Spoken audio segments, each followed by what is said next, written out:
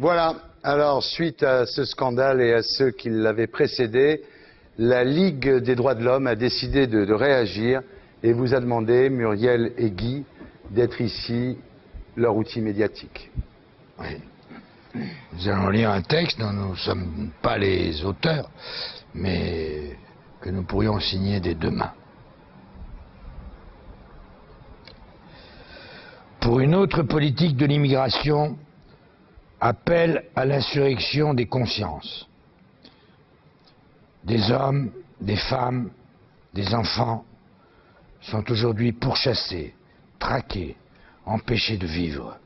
Ce sont les sans-papiers, fuyant misère et dictature, souvent au péril de leur vie, victimes de réseaux mafieux qui vivent de la fermeture de nos frontières. Leur seul tort est de vouloir vivre à toute force et construire un avenir meilleur pour leurs enfants. Le gouvernement les transforme aujourd'hui en gibier et en bouc émissaire des maux de la société française. À l'arbitraire de la loi s'ajoute celui des pratiques administratives sous la pression d'une politique du chiffre ignorant toute humanité. Les drames deviennent quotidiens. Voir ses enfants arrêtés en classe comme appâts, en être séparés arbitrairement. Ne pouvoir se soigner décemment, se loger qu'entre des murs suintant la misère, parfois y laisser sa vie, celle de ses gosses. Se faire exploiter par des négriers sous l'œil complaisant des pouvoirs publics, avoir la peur au ventre à chaque mouvement, la rue devenant un espace d'insécurité légale. C'est la vie quotidienne de dizaines de milliers de personnes dans la France de 2005. Toutes les déclarations martiales n'y changeront rien. Et les étrangers en situation régulière sont victimes du même ostracisme, associé insidieusement au terrorisme et à la délinquance. Puis les Français qui leur ressemblent subissent les mêmes avanies, les mêmes violences policières. Enfin, tous les habitants de France sont fichés parce que simplement ils accueillent parents ou amis. Cette politique porteuse de désespoir, de haine et de xénophobie semble être tolérée même de ceux qui, par leur histoire et leurs principes, devraient y être les plus opposés. Elle est indigne des principes qui fondent une démocratie. Elle est le contraire de la France que nous aimons et de l'Europe que nous voulons. Nous n'admettons plus que ces souffrances s'installent dans nos villes, sur nos trottoirs ou dans nos écoles.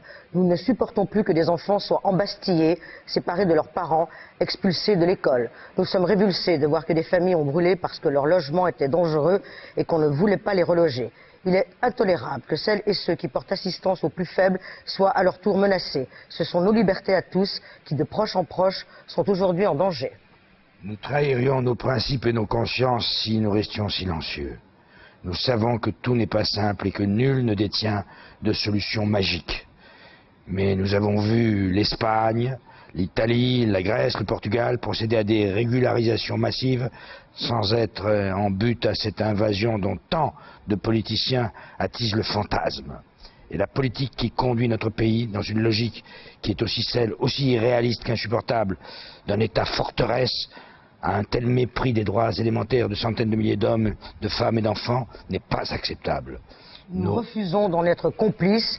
Nous en appelons à un large débat démocratique pour construire une autre politique fondée sur le respect des droits et liberté de tous et qui fasse de l'immigré non pas un objet de rejet, mais un sujet de droit et de dignité. Voilà. Message de la Ligue des droits de l'homme par Muriel Robin et Guy Bedos. Merci d'être le porte-parole de la Ligue. Merci beaucoup. Alors qu'est-ce qu'on peut faire concrètement maintenant? On ne peut pas faire la révolution. C'est pas de gauche, c'est pas de droite, ouais. Hein, tout ça. Il s'agit d'humanité, d'humanisme, de simple démocratie, tout simplement, et respect des êtres humains. C'est insupportable. Sous la gauche, quand il y avait des grèves de la faim, je me suis fâché avec Jospin et Chevènement à l'époque parce que j'ai dit ça manque de morts, ça manque de morts. Et il y a des morts, et des enfants notamment, des bébés, etc. Ce que nous demandons, c'est que tous les gens qui sont touchés par ça, il faut imaginer que certains peuvent l'être, écrivent à leurs députés, à leurs maires, au Premier ministre, au ministre de l'Intérieur, au président de la République, pour dire à quel point, comme disait Jacques Brel, il disait « j'ai mal aux autres ». Je suis blanc, on est blanc, mais on peut souffrir pour cette sorte d'apartheid qui est en train de se créer en France. Et donc ils écrivent pour dire qu'ils n'aiment pas respirer cet air-là en France. Oui, on est obligé de penser à ces enfants. Il y a des enfants actuellement en France qui se cachent pour rester ici. Donc là, moi, je m'adresse... Il n'y a pas de morale, évidemment, c'est pas de leçon de morale, mais on a tous du meilleur. En nous, faut peut-être, c'est le moment de lui laisser la place. Il faut laisser monter le meilleur et cet enfant qu'on voit, qui est pas loin, faut lui parler, faut lui prendre la main, c'est simple, quoi. Là, ça devient un peu notre devoir. Il n'y a pas de leçon, mais le devoir un peu de chacun et de chacune de pas. Sinon, on aura notre responsabilité. On ne peut pas, on va avoir honte. On va avoir honte. On a un peu honte. J'ai un peu honte déjà. Moi, je voulais lire, parce que on dit les flics, la police. J'ai lu, vous l'avez peut-être lu, l'interview, je ne vais pas vous lire toute l'interview peut-être, mais l'interview d'un policier. Question. Comment se passe votre travail? On est à peu près 54% de l'objectif à reconduite qui nous a été fixé par le ministère de l'Intérieur. On est donc loin du compte. On expulse à tour de bras.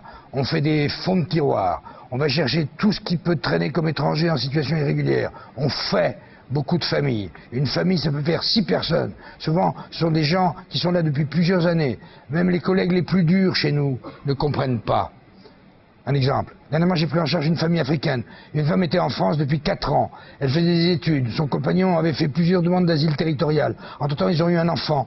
On constate que le gouvernement expulse de plus en plus de familles, avec des enfants de 3 à 7 ans. C'est souvent le gamin qui est ici depuis 3 ou 4 ans et qui a appris le français, qui nous sert d'interprète à nous, policiers. J'ai vécu le cas d'une famille turque, une petite fille qui nous demandait de lui préciser le sens de certains mots pour les expliquer ensuite à ses parents. C'était poignant.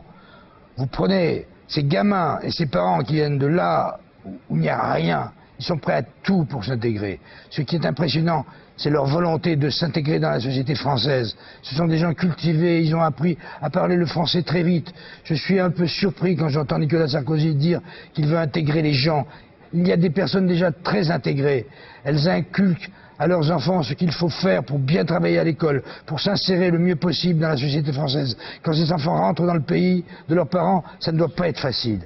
Et les jeunes majeurs, dit la question, ça c'est très dur. C'est choquant parce que lorsque vous allez chercher ces gamins-là, la seule chose qu'ils emmènent, ce sont leurs cahiers. Ils sont prêts à laisser leur Nintendo ou leur ballon de foot, leurs jouets. Même si leurs parents sont modestes, ils essaient d'apporter quelque chose à leurs gosses. Le gamin, lui, il veut repartir avec ses livres de classe, le savoir qu'il a acquis en France. Certains ministres devraient venir voir ces jeunes-là. Évidemment, on ne peut pas accepter tous les étrangers en France, mais si ces gens viennent ici, c'est qu'ils sont mal chez eux. Il faut que l'État sache qu'en les reconduisant par la porte, ils vont revenir par la fenêtre. Et j'ai escorté un Algérien ce matin, ça fait 5 ans qu'il était en France. Il travaillait, cotisait pour sa protection sociale, il s'est fait interpeller à Thionville, va être reconduit dans son pays, il est maçon carreleur, son patron est embêté, c'était un excellent ouvrier. Quelle est la situation dans les centres de rétention? Dit la question. C'est de pire en pire. Les centres de rétention sont pleins à craquer. Faute de place, on est obligé d'emmener des gens de Metz à Toulouse, à Bordeaux, à Lille, et de faire ainsi des milliers de kilomètres. Dernière question, à quoi peuvent servir les primo-mérites dans un tel contexte? C'est une connerie, dit le flic. C'est une connerie. Jouer avec des familles pour faire du chiffre, c'est inadmissible.